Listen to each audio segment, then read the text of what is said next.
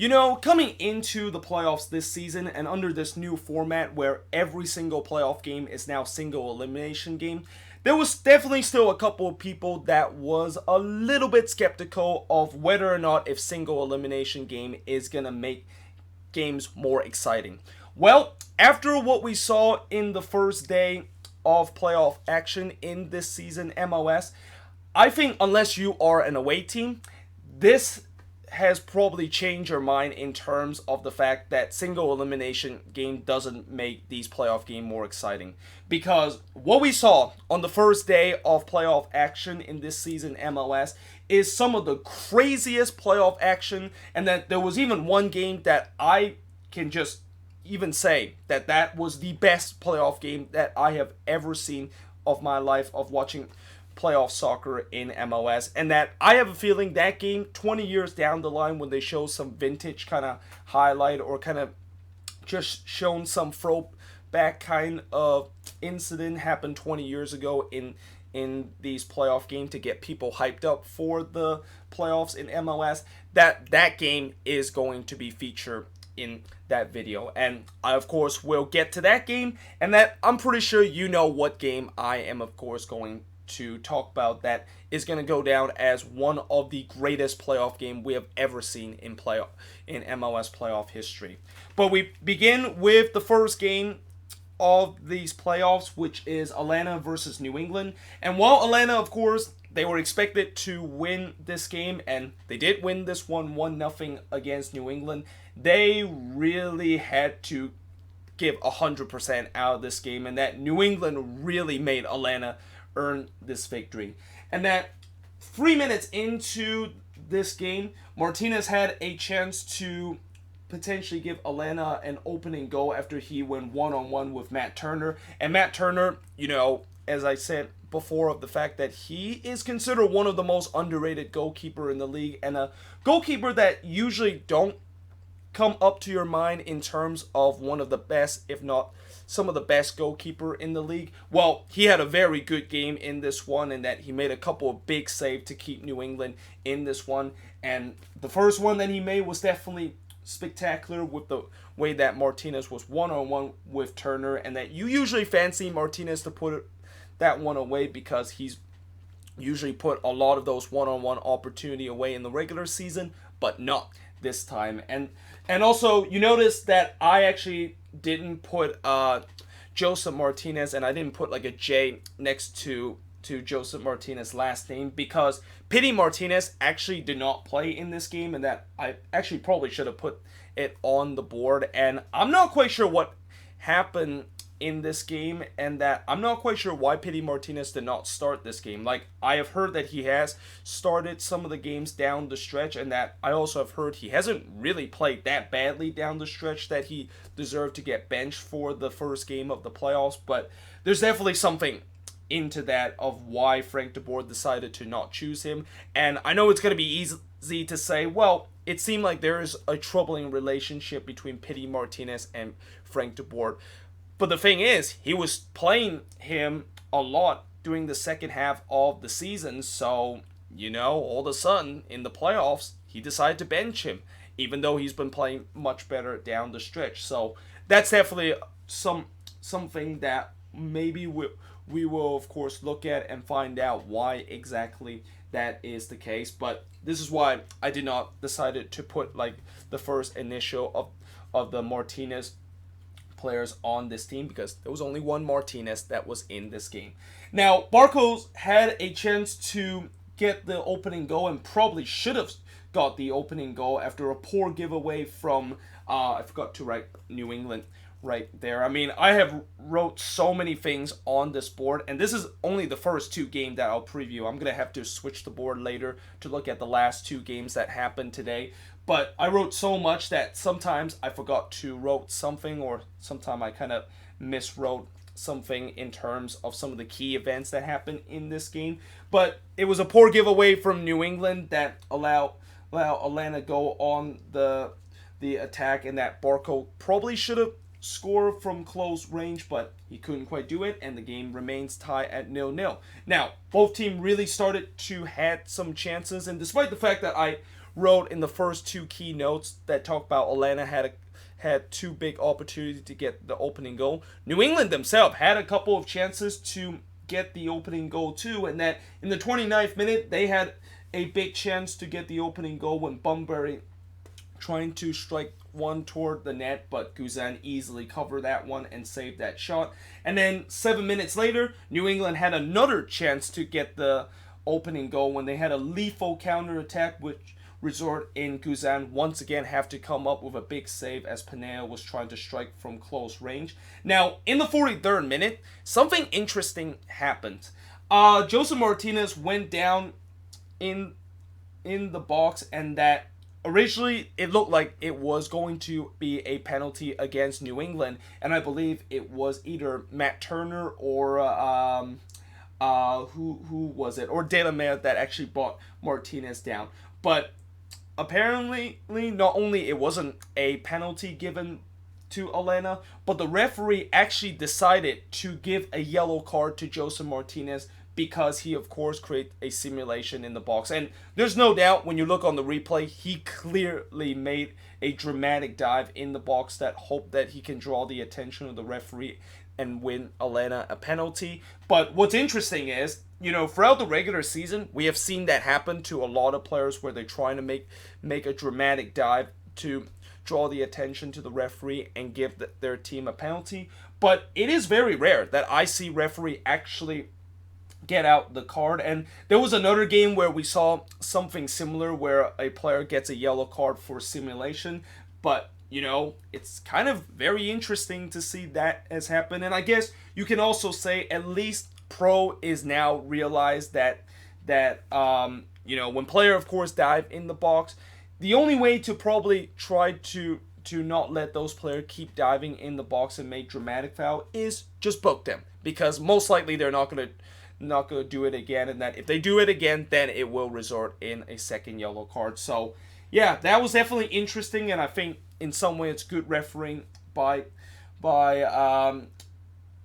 the referee in this game to book Martinez of just a very terrible dive that he did in the box. So yeah, the game, of course, was at 0-0 heading into halftime, and then in the second half, New England really looked like they were the dangerous side early in the second half, and that they also had a couple of chances to potentially get the opening goal of this game. But eventually Atlanta did start to get back into this game, and that the game kind of gone a little bit stale for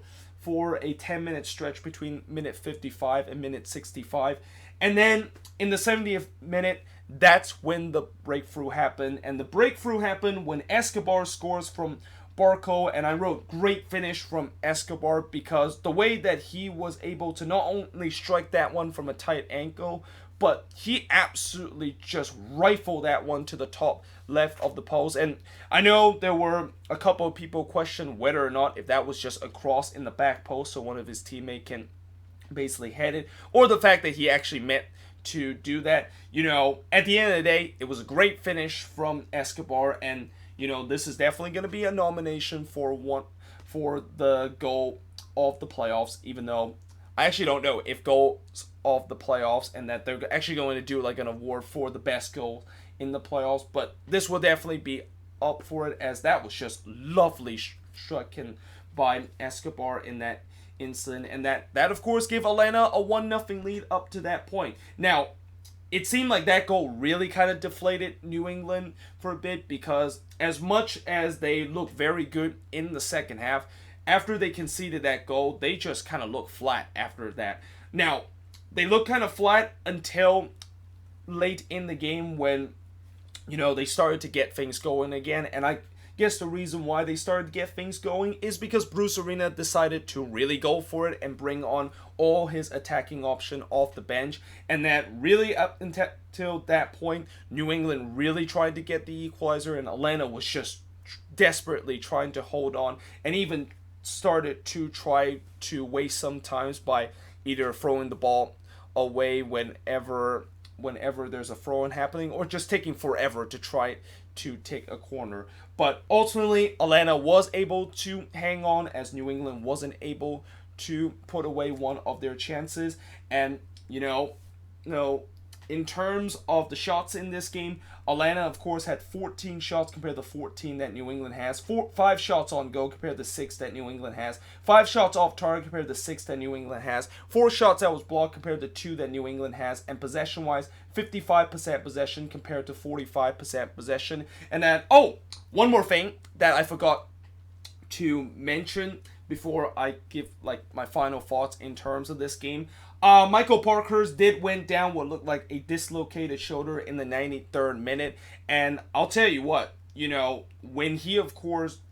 kind of walked off the field with his shoulder kind of bent very awkwardly, that definitely does not look like a great sign. And that, anytime when you see a player went down late in the game and has to be walk off because of that, it's obviously a very tough thing to see. But anytime when you are a player like Michael Parkhurst, who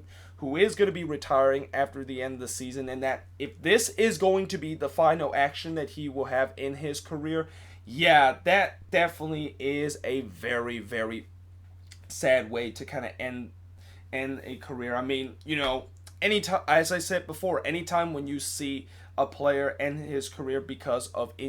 injuries, that is definitely a very tough way to end your career. But I really think the second toughest way to end your career is that you have to walk off the field because you're injured of what could be your final game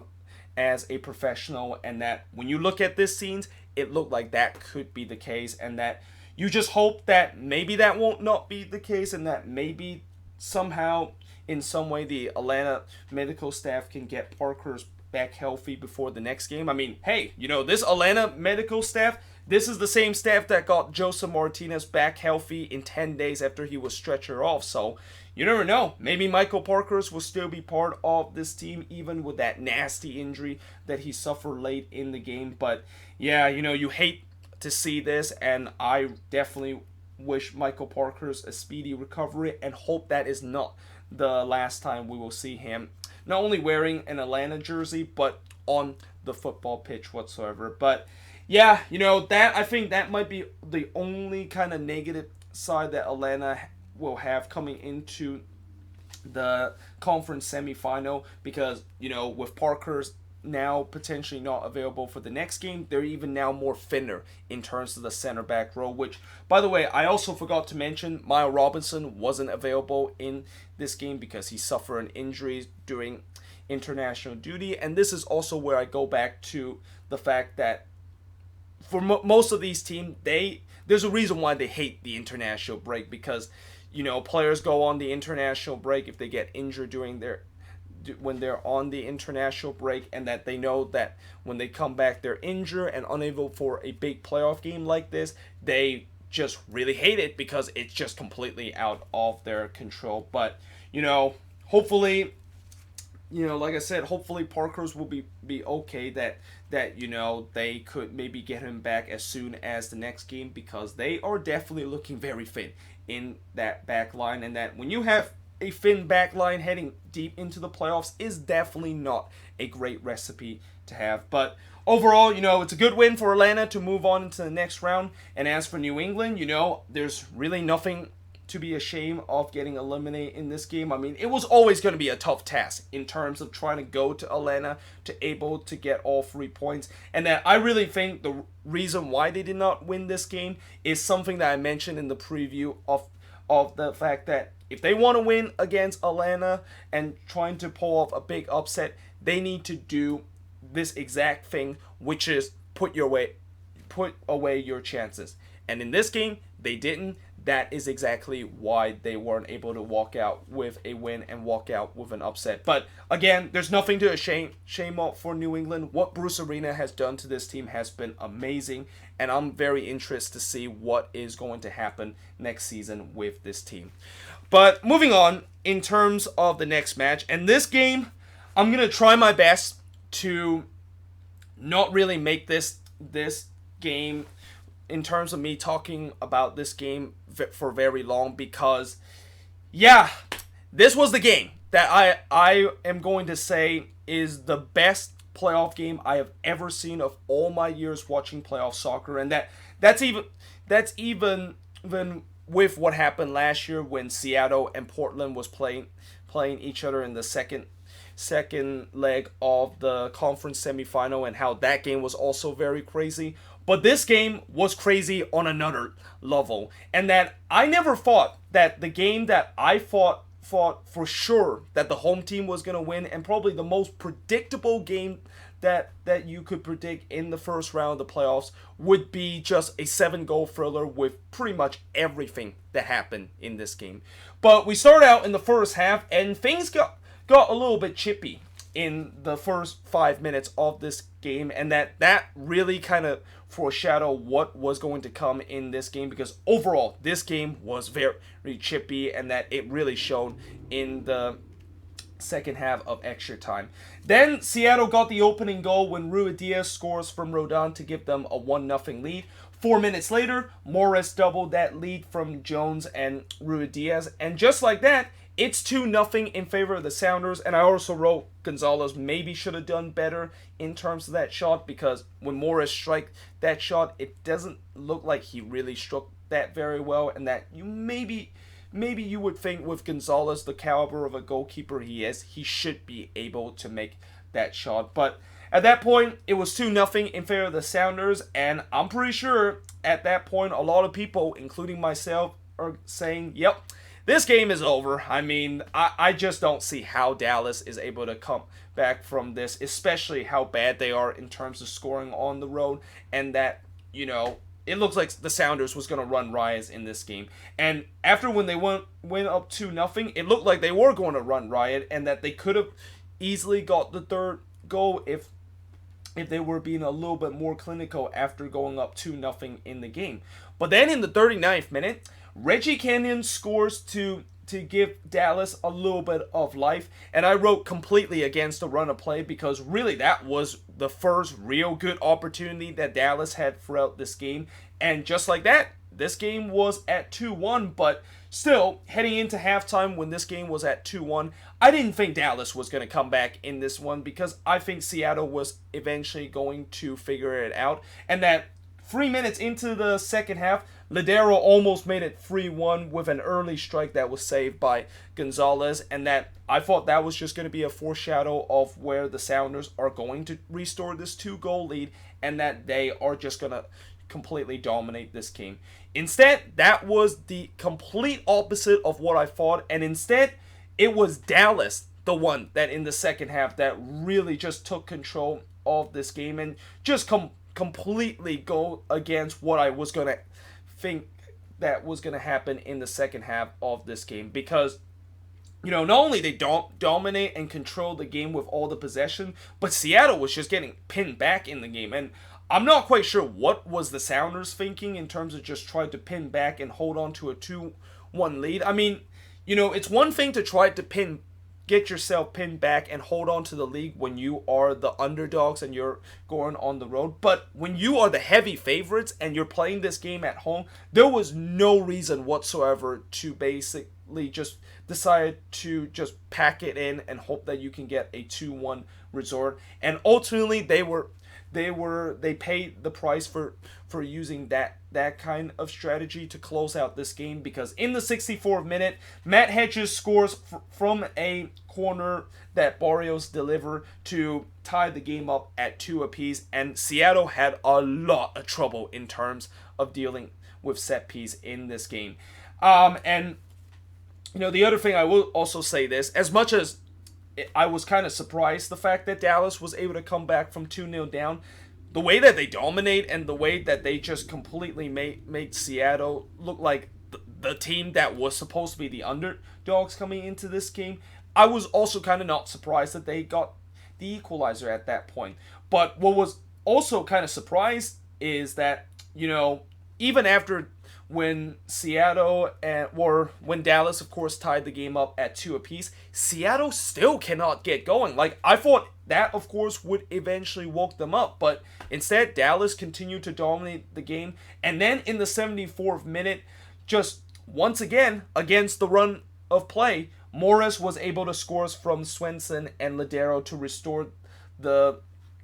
lead for Seattle, and that was really the first shot that Seattle had ever since 3 minutes into the second half when Ladero, as I mentioned earlier, could have made this game 3-1 with an early strike. Now, in the 77th minute, it looked like it could have been 4-2, and that, this third goal kind of really re-energized the Sounders a little bit, and that they kind of abandoned the strategy of just kind of pack it in and hope that they can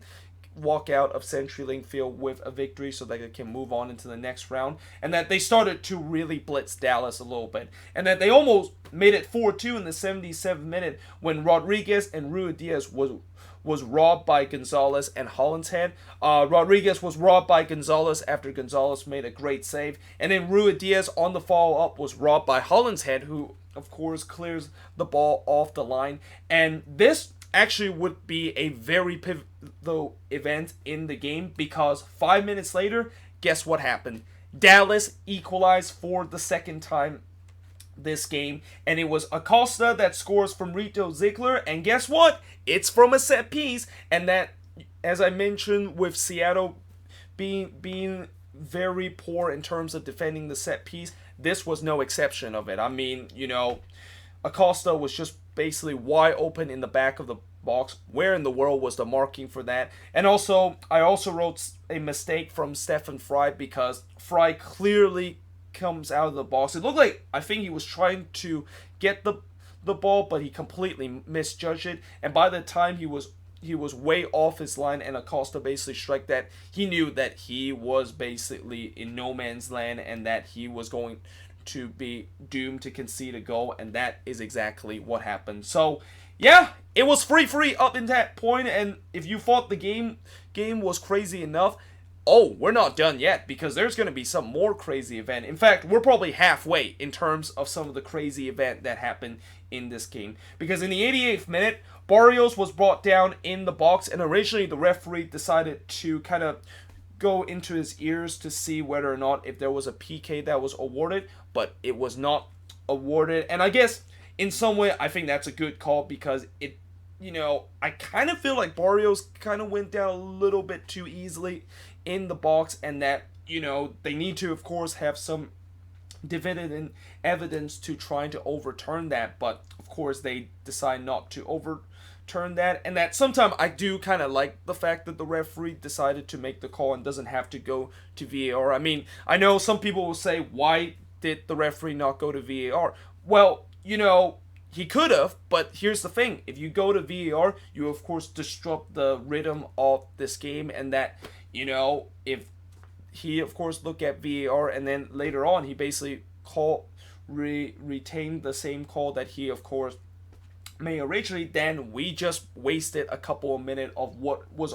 already just an absolute crazy game. So,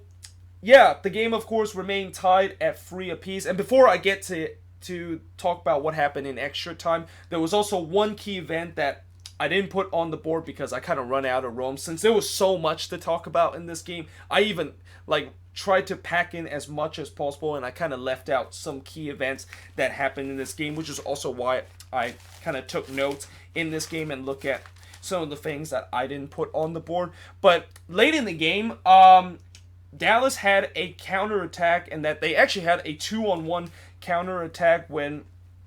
Barrios was marching down or not Barrios, but Acosta was marching down the right wing area, and Mosquera was literally wide open in the left side, and all Acosta would have done is just kind of pass the ball to Mosquera, and Mosquera would have had a open net to basically aim to that one. Instead, Acosta was being way too selfish, and he decided to strike that one, which ended up into Rosette. I mean,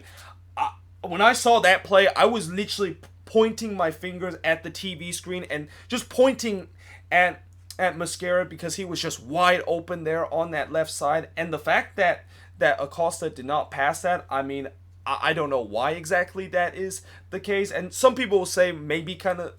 the moments got to Acosta, and that he, of course, wants to get the headlines in this game. There's no excuse in terms of that, and that sometimes we just see some players that just being so selfish and just kind of always think about the headlines that sometimes, you can still be the heroic player by making the simple pass to your teammates who was wide open on that left side, and that if he scores, you're going to be part of the headlines too, because you of course was the one that able to assist that goal. So yeah, that was just a horrible play there from Acosta, and that could have easily gave Dallas the fourth goal and would have pulled off a big upset without actually going into extra time. But instead, we go to extra time, and in the first half of the extra time, Dallas had a couple of chances to potentially get the opening or the fourth goal in extra time, but Fry made a couple of decent saves. Then in the second half, this is when things really went down. Silva's shot was somehow saved by Gonzalez that looked like it crossed the line, and it looked like Gonzalez, who of course made that save, actually kind of palmed that ball right onto the post, and somehow as the ball ricochet off the post, it just basically goes right back to him, and then he basically kind of make a second save in that point with the ball coming off the post, and yet somehow in some way that ball did not cross the line and the game stayed at 3 apiece. And then in the 113th minute, that's when Seattle finally was able to get the breakthrough, and that, I heard a lot of people say that this game, if there is one thing that this game needs, is a heroic. And what would be a heroic moment if it would be Seattle scoring the fourth goal, and it would be Jordan Morris who will score his first ever hat trick to basically complete this crazy kind of game and give Seattle the lead again. And guess what happened in the 113th minute? Jordan Morris scores his first ever hat trick in his career from Ruidíaz to give Seattle the lead for the third time this season. And after he scored that goal, he actually got his curtain call, and I think that was probably one of the loudest ovation I have ever seen a crowd gave to a player coming off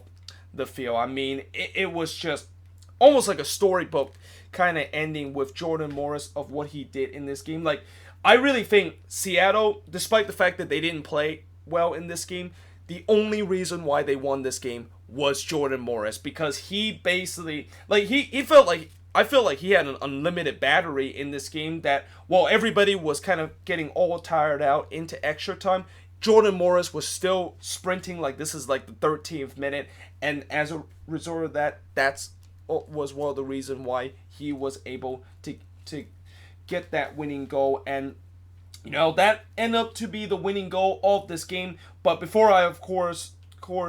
talk about how many shots was made in this game, there was still some crazy thing that happened in the latter part of this game, because as I said, you thought this game was crazy enough. There was more things that was happened, and that in the 114th minute, both teams started to clash with each other, with Gonzalez and Nuhu kind of in the middle of it, and it looks like Gonzalez kind of tried to kind of choke Nuhu there, and then Nuhu kind of then retaliate by putting his hands in the face of Gonzalez, and somehow, in some way, there was no sending off in this instant. Like, I have a feeling at the end of this game, and probably during the middle of the week, there's definitely going to be some retribution in terms of these guys going to be fined for hands to face, and maybe even suspension that is going to handle it. But there was no cards issue there, and that, I guess, in some way, you can kind of get this instant in two ways, where in one way, there clearly should have been a red card in this instant. Like, anytime when you decide to hold your hands in the face of an opponent, that is an automatic red. But on the other way that you can look at this, since this game is already so crazy, and that you don't want to have like a red card to kind of really kind of kill this game and kind of ruin the fun of this one. Maybe it was best that the referee decided to let this play go, and that both players of course did not receive a yellow card in this instant. And I guess in some way that's what the referee thought, and I think, in my opinion, I can definitely see why that's a good idea, because so many times this season we have seen sending off that has really just killed what could have been a very exciting game, and that It seemed like the referee knows that, and that since it's playoff soccer, which, in playoff soccer, referee tends to be a little bit more lenient in terms of fouls, and they tend to let things go more than what we see in the regular season because, they want players to kind of play it out and see what is going to happen, and that the only time when a referee really are going to dish out the red card is when there is some very bad foul happen in a game. So I guess maybe that wasn't bad enough in terms of the fact that the referee, of course, give out a red card for both of those players. So that's why that, of course, wasn't a red card issue to both of these players. Now, the problem with that assessment is that if you, of course, do that, that means you basically saying to the player that, keep going of what you're doing in terms of making this a feisty game, and that, the problem with that is that you do lose a little bit control of this game, and boy, late in this game, it definitely felt like there was some lost control in this game because there was still continued chippiness that happened in this game, and that even after the game was over, there was actually a clash between both of these teams, and that even the Dallas player was just screaming at the referee in terms of some of the late decision that kind of went against them. And one of those late decisions happened in the 120 minute when it looked like there should have been a handball call in the box, as one of the Sounders player looked like he, of course, handballed it in the box. But the only reason why it was not called and review is because Dallas, of course, played it very quickly. And I think if they didn't play that ball quickly into the box, then maybe the referee would have just looked at it and see whether or not if that should have been a penalty. But because the ball was already in play, and as long as if the ball was already in play, they can no longer review that last play. So yeah, that was really the reason why it was not reviewed or called late in the game. But after all this madness happened in this game, it was the Sounders that walk away with a 4-3 victory against Dallas. In terms of shots in this game, both teams had 24 shots, with Seattle having 10 shots on goal compared to 8 that Dallas had, 6 shots off target compared to 13 that Dallas had, 8 shots that was blocked compared to 3 that Dallas had, 47% possession for Seattle compared to 53% possession that Dallas had. And yeah, I mean, there's really not much I have to kind of say other than the fact that, Seattle, they really gave it them all in this game, and that, Jordan Morris kind of really bailed them out in this game with the hat trick, because overall they definitely did not play well whatsoever in this game. And that, for Dallas, I think if there's one team that is going to feel very hard done in terms of getting eliminated, and that there's definitely no shame of getting knocked out because of the performance that they play in the playoffs, it has to be them. I mean, I know I kind of said it with New England, but I think Dallas kind of is the reason, because they absolutely gave everything that Seattle can handle, and that they absolutely gave all their hearts to in this game so that they can, of course, walk out of CenturyLink Field with all 3 points. But as the old saying goes, football could sometimes be a very cruel sport, and in this instant, it was just a cruel kind of moment for Dallas. Despite the fact that they gave everything that they can, they still aren't able to get all 3 points out of this game. So, as I said, Seattle are moving on into the next round, and that it's clear that they definitely need to improve heading into the next round, because if they play like what they did against Dallas in this game, I have a feeling in the next round, when they are going to be facing, spoiler alert, RSL in the conference semifinal, that they are definitely not going to go through into the conference final. But that being said, I am now going to change boards and look at the last 2 games that happened on Saturday. Now, I know I said earlier where, since I wrote so much on the board in terms of this review, sometime I tend to make some mistake and write something that I didn't meant to write. And that when you look at what I wrote here with TFC winning 5-1 against DC United, and on the bottom I wrote after extra time, as I usually write that in these playoff games that end after extra time, and that you think that was another one of those mistakes that I made, the fact that I accidentally put after extra time when this game didn't went to extra time. In fact, that is actually not the case, because this game actually did went to extra time, and that what happened in extra time is something that I don't think I have ever seen ever before in MLS, or even me watching soccer in my life, and that this might be a new record for the most goal ever score in not just in extra time, but in the first half of extra time in MLS. But we, of course, will get to that. First of all, I want to just quickly say that I actually did not watch the first 30 minutes of the game, and since that FC Dallas versus Seattle game, when they go to extra time, it was about maybe 5 minutes before this game was supposed to kick off, so both of these games kind of overlap each other, and there was no way I was going to keep my eyes off of the Seattle versus Dallas match and kind of focus on this one too, because that game, as I mentioned, was incredibly insane, and that by the time that game was over, I still spent like 10 minutes just kind of wrap my head around of what in the world did I just saw in that game before switching to this one. And by the time I switched to this one, it was at the 30th minute mark, and it did not take very long for me to see the first goal of this game when I tuned into this game at the half-hour mark. In the 32nd minute, Delgado scores to give TFC a 1-0 lead, and this was an absolute howler from Bill Hamid, where Endo, of course, struck a weak shot that I would think Hamid should be able to easily parries that one, but instead he basically pushed that one right in the path of Delgado,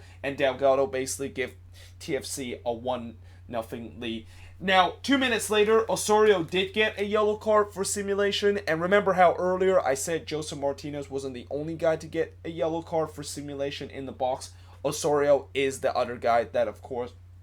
got yellow card, and I'm interested to see if that's going to be the norm going forward in the playoffs, where we're going to see referee, if they think that there is just a ridiculous dive in the box, that they are going to dish out yellow cards because of that. So yeah, like I said, Osorio become another player that got yellow card for simulation in the box. But in the second half, DC, they just cannot get anything going, at least for the first 20 minutes. And technically, I should say both teams can't get anything going, because it just felt like the game was just very flat and very boring, and that it looked like this was going to maybe destined to end 1-0. And that, DC, I was hoping eventually they would get things going, and they kind of did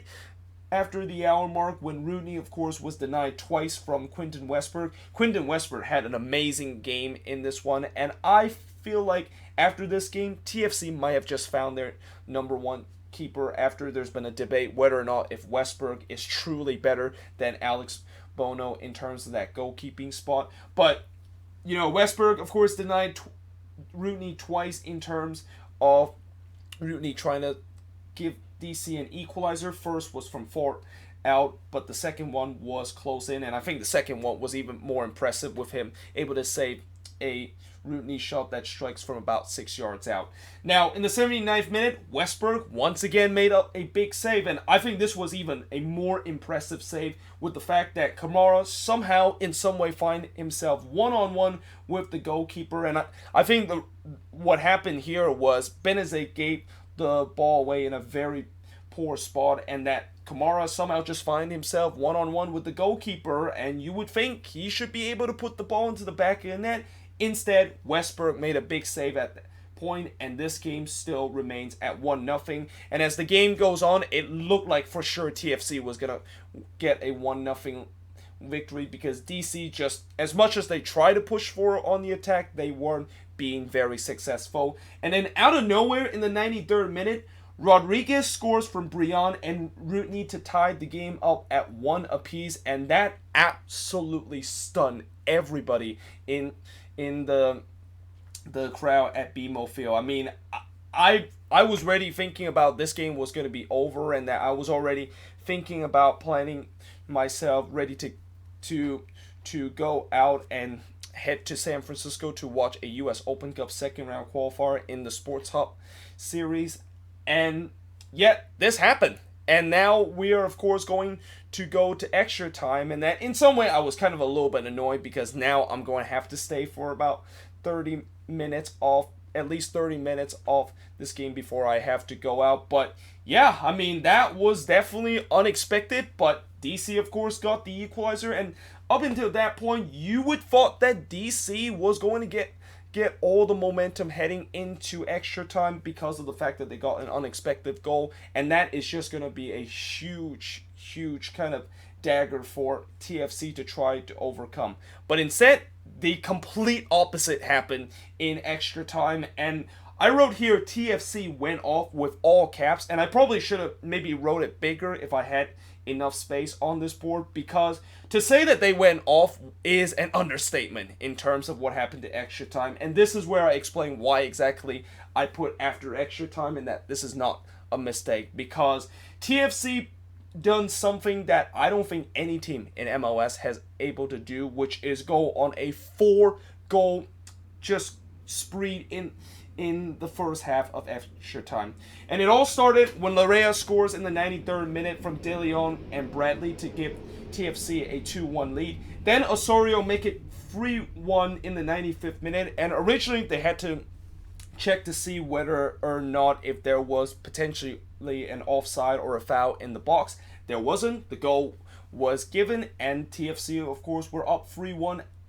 at that point. But it was clear that they weren't satisfied that 3-1 was enough to get over the hump and make sure that they don't go to penalties in this game. So they add in a fourth one in the 103rd minute when Osorio scores from Pozuelo. What a lovely volley goal this was when Pozuelo puts this one into the box, and Osorio with a lovely technique to strike that volley low to the left side of the post, and just like that, it's 4-1. But you know, TFC knows that they, even with 4-1, they know that they feel like they're still not secure in terms of making sure this one does not go to extra time. So you know what? Why not we score another one and score an absolute stunner of a goal that might go up there as the goal of the playoffs this season? And it was De Leon that was able to score that absolute rocket from Pozuelo to give TFC a 5-1 lead. And that is exactly why we got to this point where it was 5-1 for TFC, and that, yeah, I mean, at that point, I basically kind of just switch off the TV and ready to head out and go to San Francisco to do my Sports Hop series in that U.S. Open Cup second round qualifier, because I knew this game was over. Like this, it was quite insane of how that TFC just put on an absolute spanking on DC United, and that this DC United team, I mean, I don't know what happened to them and what Ben Olsen said to this team, but whatever he said to this team clearly didn't work, and that it felt like they just absolutely capitulate in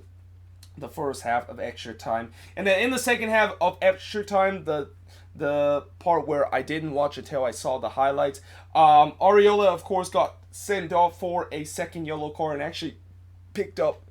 those 2 yellow cards in the second half of extra time, most likely because of frustration. And I definitely don't blame them, because I'm pretty sure a lot of DC players was just, they're probably in their mind saying, what the hell happened in this game? How in the world did we have all the momentum heading into extra time, and then we gave up 4 goals in a span of 12 minutes in extra time? So yeah, there you go. That's the final score of this game, as TFC had 28 shots compared to 13 that DC had, 17 shots on goal compared to 6 that DC had, 7 shots off target compared to 4 that DC had, 4 shots that was blocked compared to 3 that DC had, and possession-wise, 55% possession compared to 45% possession that DC had. And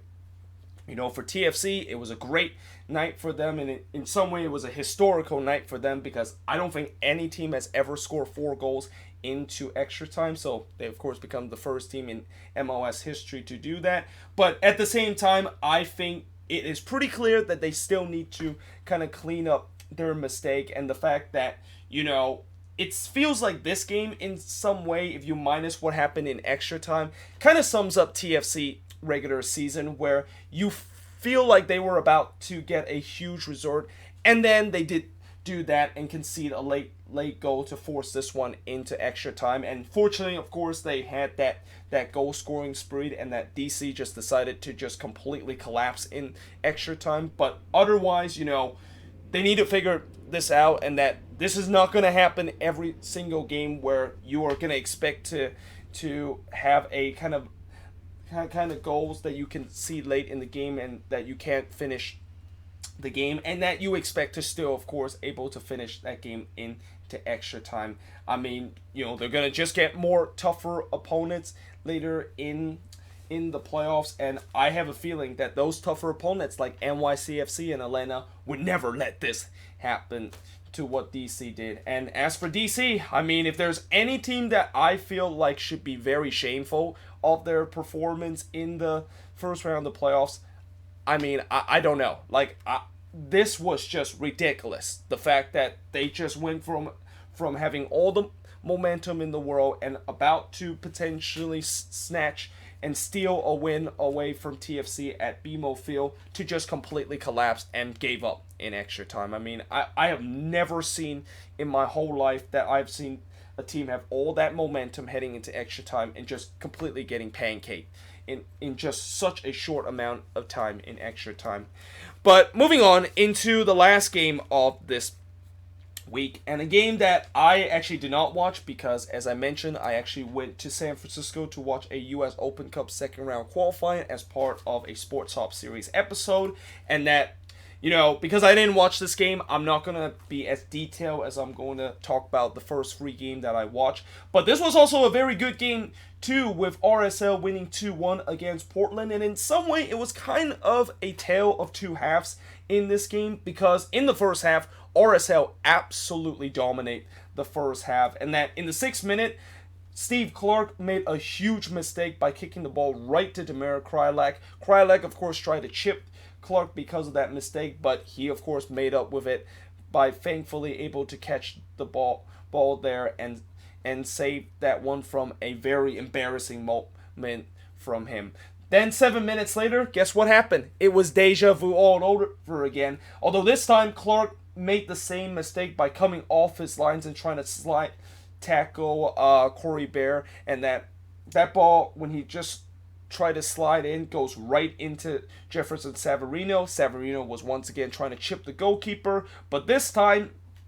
once again, like what happened in the 6th minute, Clark was able to just get back into his line and able to tip that one over the bar and preserve a nil scoreline up until that point. But really, that was just kind of a bit of a foreshadow in terms of how RSL just absolutely dominate the first half, and that, I feel like even though I didn't watch this game, I feel like when I watched the condensed highlight, something tells me eventually RSL is going to get that goal with all that pressure that they put, and they did exactly that in the 28th minute when Demir Krylak scores from Corey Bear. What a ball this was from Corey Bear to Demir Krylak to give RSL a 1-0 lead at that point. But yet RSL, after that goal, they continue to dominate the Timbers, and that, they could have maybe gone up 2 or 3-0 into the second half, and that because the fact that they went up only 1-0 at halftime, I was kind of a little bit concerned with the fact that the Timbers was going to turn around, because there was no way the Timbers can get that bad the way that they play in the first half, and that I feel like we've seen many times before when a team failed to capitalize on their chances in the playoffs, they're going to be paid for in a moment of the game. And RSL, of course, find that out in the second half, and it definitely did not take long for Portland to able to get the equalizer, because in the 47th minute, guess who? Mr. Playoff, Darian Aspiria scores from Sebastian Blanco to tie the game up at 1 apiece. And then after that goal, Portland looked by far the better team, and it was RSL the one that looked like they were on the ropes and potentially go down in this game. Now, fortunately for RSL, Portland themselves also weren't able to be very clinical in terms of putting the ball into the back of the net, which is not a big surprise because that's been one of the biggest problems that they've been having down the stretch. But, they did have a couple of chances that was robbed because of some impressive defensive work, and also them getting remodeled for probably the last time in their team history. And the first big moment that they got robbed was Sebastian Blanco's strike that was just a a knuckling kind of strike that looked like it was going to be destined to the top right corner, but Rimondo was just a full stretch to able to save that one away. I mean, if you're a person that loves to take picture of a spectacular save, then I'm pretty sure you are going to try to get a picture of what Rimondo did there, because he absolutely dived full stretch like a Superman to save that one away, and the game remains tied at 1-1. Then 6 minutes later, Blanco again was robbed to potentially get the second goal for Portland after he attempted to try to bicycle kick from close range, but unfortunately it was blocked by Onuha. And if that shot was not blocked by Onuha, that was going to be in the back of the net, because Rimondo wasn't in any position to try to save that. Then late in the game, that's when things are started to kind of even out a little bit, and it was kind of a kind of end-to-end stuff that happened late in the game. Valeri, of course, had a shot that was just inches wide in the 84th minute. Then 2 minutes later, it was Rusnak who basically took in a shot from the same area that Valeri took his shot in the 84th minute, and it was basically the same result too, where it was just inches wide to the left side of the post. And that, with the way that how it was end to end late in the game, I was thinking either one of these teams is going to get a heroic late goal, or the fact that this is going to be another game where we're going to go to extra time. And the result of what I thought was going to happen was actually what I said first, which is somebody was going to get a heroic goal, and that heroic belonged to Jefferson Savarino, who scores in the 87th minute to give RSL a 2-1 advantage. Although I will also want to say that I feel like Steve Clark probably should have saved that one, because yes, Savarino was kind of one-on-one with Steve Clark, but he didn't really hit it that well, and Steve Clark kind of got a hand to it, and yet somehow it still goes into the back of the net. And that, yeah, I mean, I feel like Steve Clark would definitely want to have that one back, and especially in a crucial moment like that, he is definitely going to have some nightmares about that instant, of the fact that if he would have done a better job in terms of saving that one, this game would have been still remained tied at 1 apiece and maybe head to extra time. But instead, it was Savarino that played as hero for RSL in this game, and they were able to hang on late in this game and move on into the next round of the playoffs and become the 4th team today to win a playoff game at home. And in fact, this is why I said earlier, if you are a road team, or besides you're a road team, these kind of playoffs are very exciting, because all the home team actually won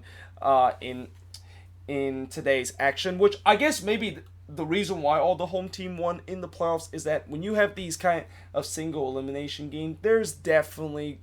going to be some heavy advantage in terms of the home team, because the home team will know that they, of course, will be up for it in the game, and that they'll make sure that they, of course, will come out all gun blazing so that they can, of course, get some crucial goal. And the road team, they're going to try their best to maybe bunker a little bit, but even if they want to bunker like this, they know that it won't really work out for them, because they need to at least score a goal